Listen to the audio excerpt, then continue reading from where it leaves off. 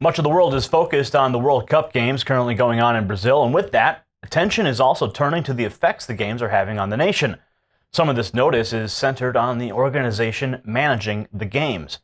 The international governing body of soccer, or international football, is called the FIFA, and their headquarters is located in Geneva, Switzerland.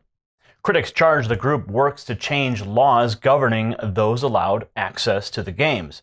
Some observers also question the wisdom of building stadiums capable of hosting 50,000 people when no local team could attract even 10% of that audience.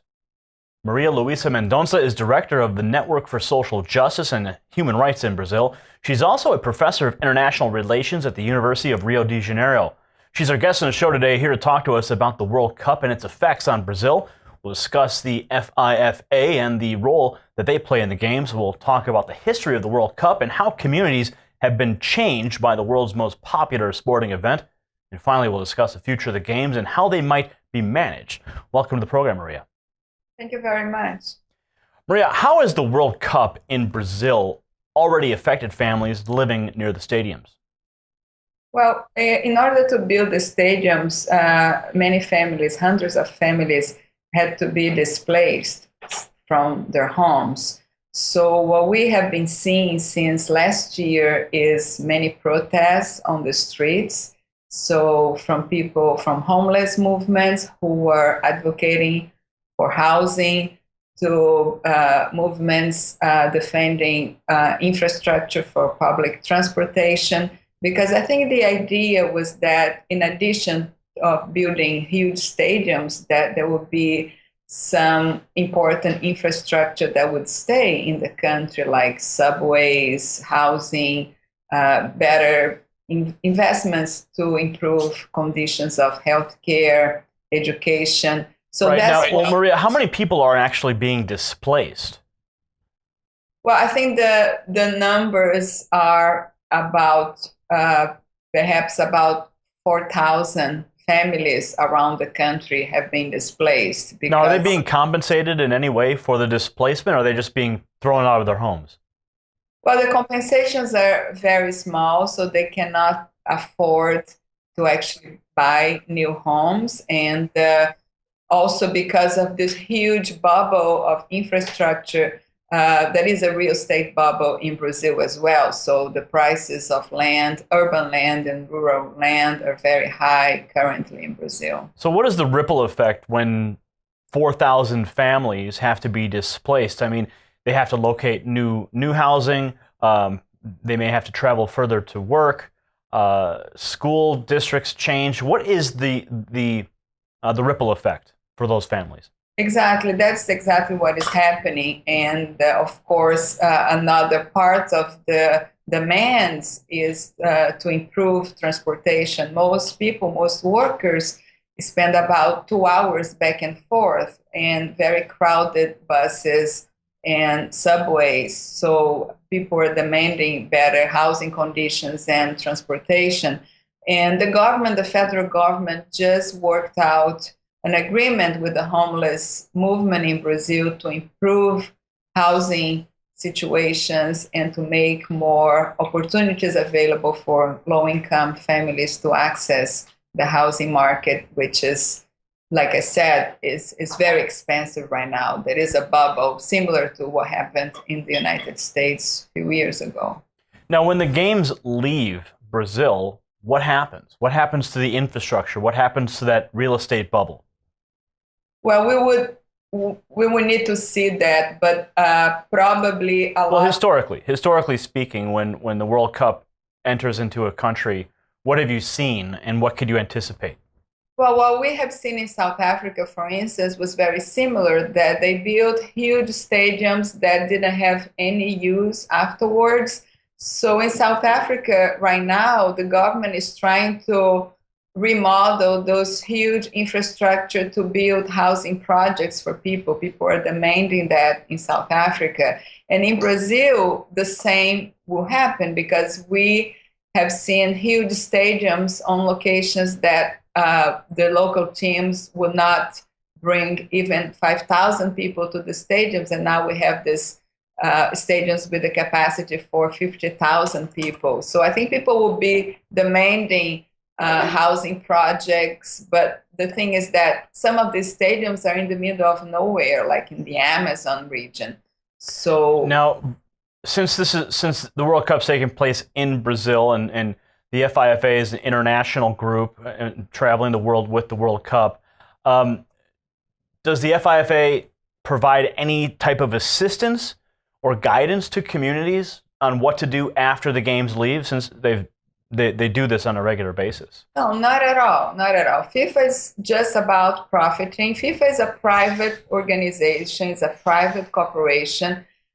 It's only accountable to big sponsors like Coca-Cola, McDonald's, Budweiser, and most of the funding came from the government. We are talking about public funding being used to make profit for this big private corporation.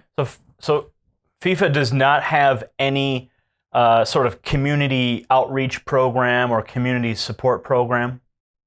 No, not at all. Even the little mascot for the game, which is a species, an endangered species in Brazil, the tatu bola, the environmental organization that expected FIFA to do a campaign to protect endangered species in Brazil didn't get any funding from FIFA.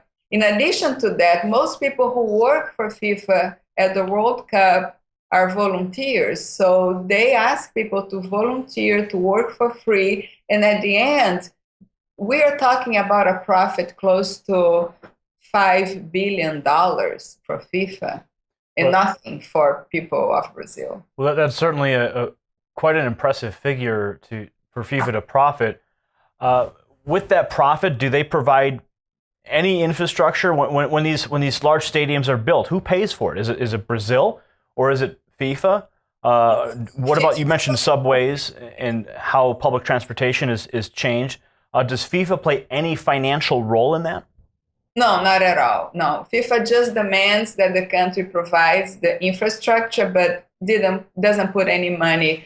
So usually what happens is that the national banks provide credit lines, special financial capital at subsidized interest rates to big construction companies that really benefit from that. So we are talking profit for big corporations to build the stadiums, for the sponsors. Also, a lot of the revenue comes from broadcasting. There is a monopoly of a few broadcast corporations that have the rights to broadcast the games. So it's just a big business for few corporations to profit from it. So the people themselves, the little people, if you will, they do not benefit necessarily at all. No, not at all. Even small vendors cannot sell food around the stadiums. People are very upset because it changed the way people see and watch soccer games in Brazil. The tickets are very expensive, so just a small elite can actually watch the games inside the stadiums. And, they have to buy hot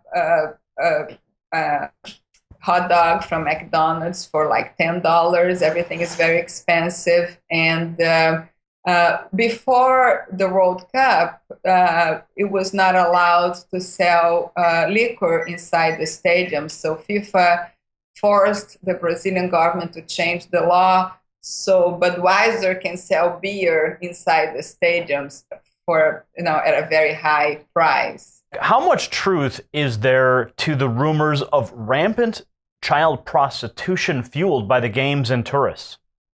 Well, that's a concern. That's a big concern because actually some of the sponsors of FIFA put out ads that emphasize the sensuality of Brazilian women. And actually there was a big concern for the women's movement in Brazil because it was a way to stimulate prostitution connected to all the tourists that are coming into Brazil.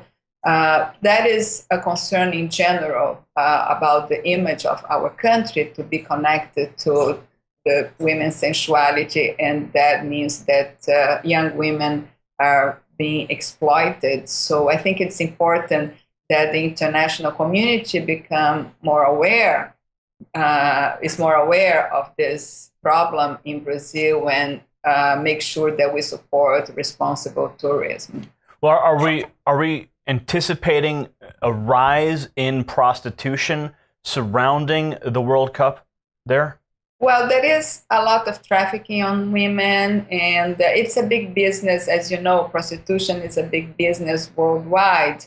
And with this amount of tourists coming into the country, that, of course, becomes a big concern, especially because some of the games are happening in very poor areas of the country, very remote areas of the country, where trafficking on girls and women is already an issue. So how many tourists do you anticipate traveling to the World Cup this year? Well, it's hard to know. I don't have the figures at this point, but it's important to say that Brazilians are happy in general to see people coming into our country to enjoy soccer, especially on the streets, people from Latin America coming on buses, from Chile, Argentina. So we like to have visitors in our country, but the problem is that all the exploitation and large corporations profiting from it, and of course the mafia of, prostitution and trafficking of women, it's got to be denounced, and I'm glad you were mentioning that. Well, we've certainly highlighted some of the darker side of the World Cup that most people don't talk about. But is there a net benefit to that level of tourism and that level of money flowing into the nation and at all?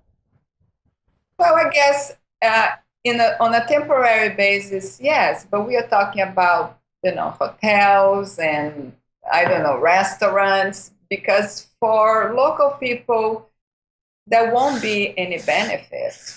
We spent many money, a lot, millions in public funding to build the stadiums, but at the end, we're not going to have any infrastructure like better transportation, any services to the Brazilian people. So when all that infrastructure is created for the World Cup, it simply disappears after it's done? Well, the big stadiums will be there, and we actually have this joke saying, we hope that we have lots of rock concerts going on, but other than that, which is not going to happen, we already had good stadiums for our local soccer teams. So this is just, this was not necessary, because actually people who go to the World Cup are paying, a minimum of $300 or tickets to go in. So Brazilian people really didn't need those huge stadiums. What we had before was just fine. Now, Maria, we mentioned the protests earlier in the interview, and what has been the Brazilian government's response so far?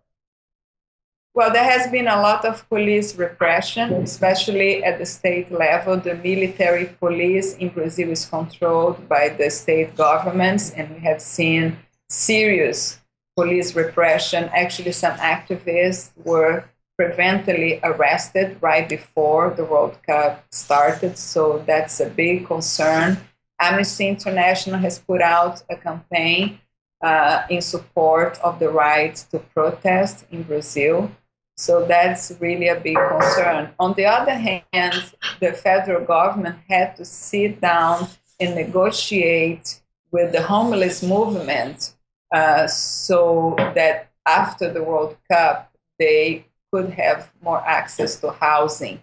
So it's a big concern, and I'm glad that the whole world is watching and understand that Brazil is not a perfect society, it's not always happy, it's not about only soccer. People are demanding better services, better schools, healthcare, housing, and transportation.